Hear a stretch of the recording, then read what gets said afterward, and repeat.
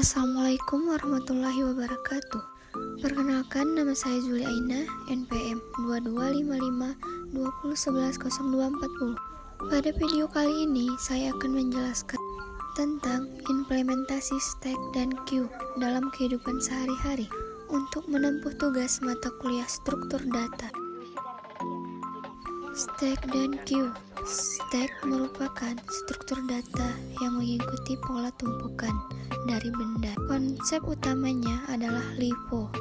Benda terakhir yang masuk ke dalam tumpukan akan menjadi benda pertama yang akan dikeluarkan dari tumpukan. Queue jika diartikan secara harfiah berarti antrian. Apa itu stack? Stack atau tumpukan adalah suatu struktur data yang terbentuk dari barisan hingga yang terurut dari satuan data. Pada stack, penambahan dan penghapusan elemennya hanya dapat dilakukan pada satu posisi, yaitu posisi akhir stack. Operasi utama pada stack. Yang pertama ada push, menambahkan elemen baru ke bagian atas tumpukan. Yang kedua, pop, menghapus elemen teratas dari tumpukan. Ketiga, pick atau top, melihat elemen teratas dari tumpukan tanpa menghapusnya. Keempat, is empty, memeriksa apakah tumpukan kosong atau tidak. Yang kelima, is full, pada implementasi tumpukan dengan ukuran maksimum tertentu. Memeriksa apakah tumpukan penuh atau tidak pada tumpukan yang memiliki batasan ukuran. Operasi ini memungkinkan pengelolaan data secara urut, di mana elemen yang terakhir dimasukkan ke dalam tumpukan akan menjadi yang pertama diambil. Implementasi tumpukan dapat dilakukan menggunakan array, linked list, atau struktur data lainnya. Contoh stack dalam kehidupan sehari-hari. Pertama ada tumpukan buku di rak. Buku adalah contoh yang baik dari tumpukan dalam kehidupan sehari-hari. Buku-buku ditempatkan satu di atas yang lain, dan ketika Anda menambahkan buku baru ke rak, itu ditempatkan di atas yang lainnya. Ketika Anda mengambil buku, biasanya yang diambil adalah buku yang paling atas dari tumpukan. 2. Tumpukan piring di dapur. Dalam tumpukan piring yang bersih, piring-piring ditempatkan satu persatu di atas yang lain setelah dicuci. Ketika Anda memerlukan piring, Anda biasanya mengambil dari piring yang paling atas. Ketiga, balok atau kardus yang ditumpuk. Ketika Anda menyusun balok atau kardus satu persatu dengan menempatkan satu di atas yang lainnya, bentuk tumpukan. Pada saat Anda perlu mengambil atau menggunakan balok atau kardus, yang pertama diambil adalah yang paling atas dari tumpukan. 4. Unduh di aplikasi perangkat lunak. Dalam aplikasi perangkat lunak seperti pengolahan teks, editor kode, atau program grafis, fungsi unduh atau redo yang memungkinkan pengguna membatalkan atau mengulangi aksi secara berurutan, mirip dengan konsep tumpukan. Setiap aksi yang dilakukan oleh pengguna dimasukkan ke dalam tumpukan, sehingga memungkinkan untuk membatalkan aksi terakhir, pop, atau mengulangi aksi yang telah dibatalkan sebelumnya, push kembali. Dan yang kelima, manajemen panggilan, call stack dalam pemrograman. Dalam pemrograman terdapat struktur data.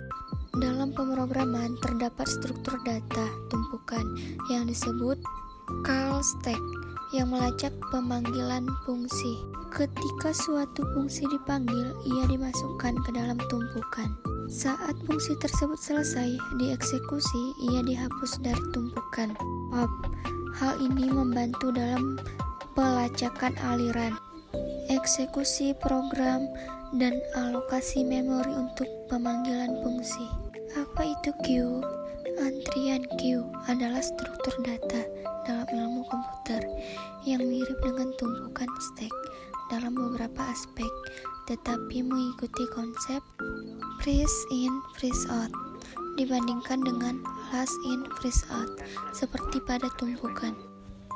Operasi utama pada queue. Yang pertama ada enqueue, yaitu menambahkan elemen baru ke dalam antrian pada posisi akhir atau belakang dari antrian. Operasi ini dilakukan ketika Anda ingin menambahkan data ke dalam antrian.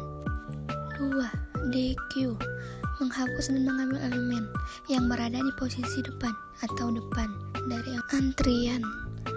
Operasi ini dilakukan ketika Anda ingin mengambil dan menghapus elemen yang pertama kali dimasukkan ke dalam antrian.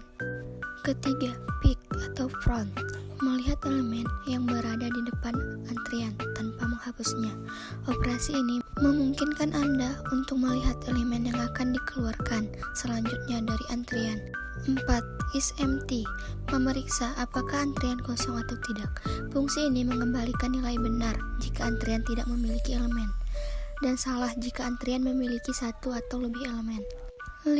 Is full, pada implementasi antrian dengan ukuran maksimum tertentu, memeriksa apakah antrian penuh atau tidak pada antrian yang memiliki batasan ukuran.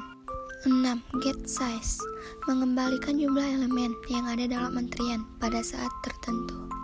Contoh queue dalam kehidupan sehari-hari. Yang pertama ada antrian di kasir supermarket. Bayangkan sebuah supermarket dengan beberapa kasir. Di setiap kasir terdapat antrian orang-orang yang ingin membayar barang belanjaan mereka. Orang pertama yang tiba di antrian akan menjadi orang pertama yang dilayani oleh kasir. Ini adalah contoh antrian yang mengikuti konsep PIPO. 2. Antrian di pintu masuk stasiun kereta. Saat Anda ingin masuk ke stasiun kereta atau terminal bus, biasanya terdapat antrian di pintu masuk. Orang-orang mengantri, dan mereka yang sudah mengantri lebih awal akan masuk ke dalam stasiun lebih dahulu daripada yang datang kemudian. 3. Antrian di warung makan cepat saji. Di restoran cepat saji, orang-orang mengantri untuk memesan makanan mereka. Orang yang memesan lebih dahulu akan menerima pesanannya lebih cepat. 4. Antrian di mesin ATM. Ketika ada beberapa orang yang ingin menggunakan mesin ATM, mereka mengantri.